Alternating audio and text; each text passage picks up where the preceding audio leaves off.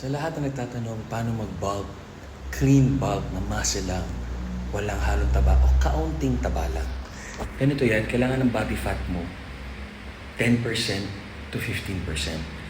Pag tumagpas na 15% ng body fat mo, hindi mo na nakita yung 4-pack mo or 6-pack or 2-pack. Ang nag-gain mo lang na weight, taba, tsaka tubig. Ayaw natin yun. Gusto natin quality lean muscle. So, dapat every week, every 2 weeks, 0.5 pound or 1 pound. Ano yun? Tubig tsaka muscle. Yun lang, ganun lang kasimple. Walang lokohan, walang magic unless first time mo mag-workout, na sobrang ganda ng genetics mo, talagang lumalaki ka, good for you. Diba? Parang yung mga pinanganak na mayaman, pinanganak na matangkad, pinanganak na sobrang talino. Diba? May mga ganun eh. May pinanganak na ang haba ng mga galamay. So, ganun lang talaga genetics ang tao dun. Tama kayo, mali ako, not your doctor. Do what works for you. Happy, healthy. Maintain your 12% to 15% body fat.